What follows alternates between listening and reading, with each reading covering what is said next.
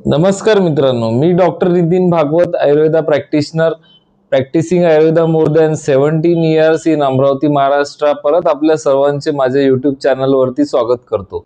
मित्र, आज आपण एका महत्त्वाच्या विषयावर बोलणार आहोत.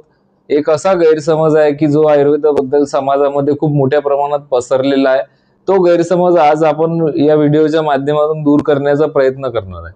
तर मित्र, हा गैरसमज असा आहे की आयुर्वेदिक औषधं खूप गरम असतात किंवा आयुर्वेद खूप गरम असतं.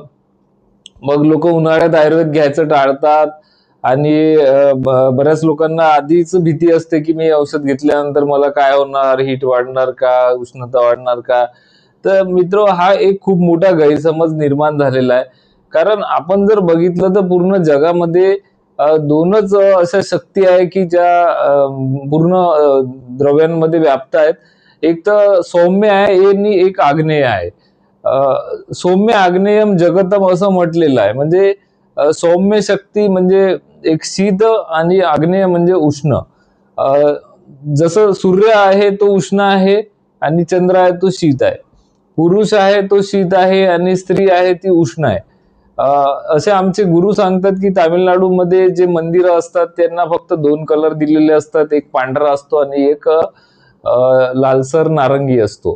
तर पांढरा जो आहे तो पुरुषाशी संबंधित आहे आणि लालसर जो आहे तो स्त्रीशी संबंधित आहे. आणि या दोनच शक्ती आहे मित्रांनो जगामध्ये.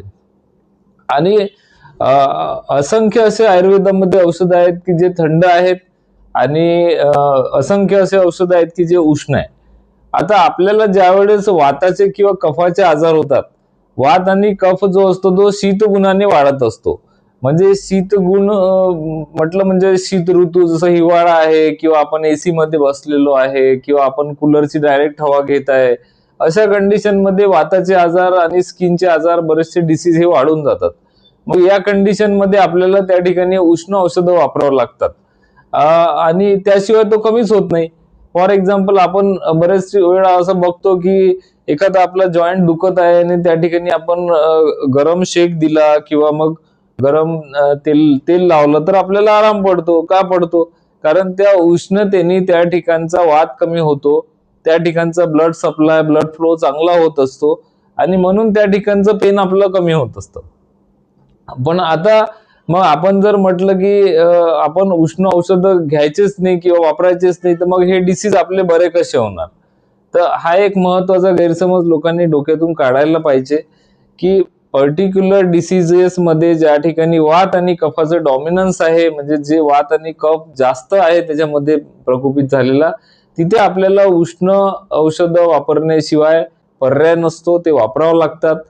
पण सोबतच ज्यांना उष्णतेचा त्रास आहे किंवा पित्ताचा त्रास आहे, मग आपल्याला तिथे आपण काही गोष्टी बॅलन्स करू शकतो. आयुर्वेदमध्ये असे असंख्य औषध आहेत की जे उष्णता कमी करणारे आहेत किंवा पित्ताला कमी करणारे आहेत. त्यांची खूप मोठी यादी आहे.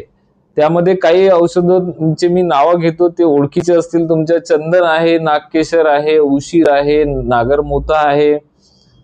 असे खूप सारे औषध आहे. आवळा आहे. हे थंड औषध आहेत. कोरफड, ज्याला आपण कुमारी म्हणतो किंवा ॲलोवेरा म्हणतो, ते पण थंड आहे, शीत आहे.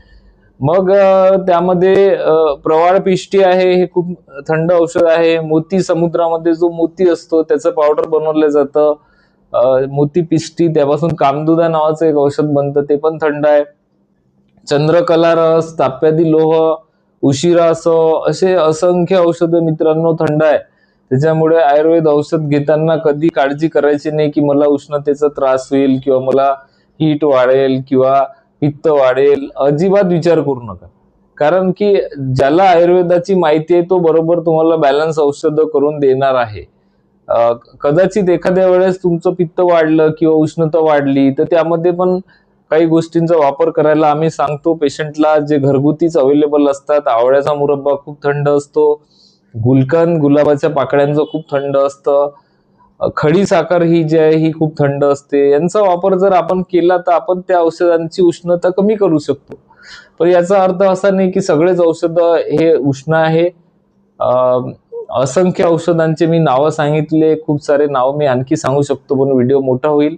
माझा मुद्दा काय तो तुमच्यापर्यंत पोहोचला असेल. ज्यांना ज्यांना असं वाटतं की आयुर्वेदाचे औषधं गरम असतात त्यांच्यापर्यंत हा व्हिडिओ पोहोचवा. कारण आयुर्वेदामध्ये खूप पोटेन्शियल आहे, खूप शक्ती आहे. जीर्ण जुनाट आजार बरं करण्याची ताकद आयुर्वेदामध्ये आहे. ते लोक या गैरसमजामुळे त्यापासून वंचित राहतात. तर मित्रांनो, हा व्हिडिओ अशा लोकांपर्यंत पोहोचवा. परत आपण एका अशाच चांगल्या टॉपिक सोबत भेटूया. तोपर्यंत आपली काळजी घ्या. नमस्ते. जय हिंद. जय आयुर्वेद. जय भारत.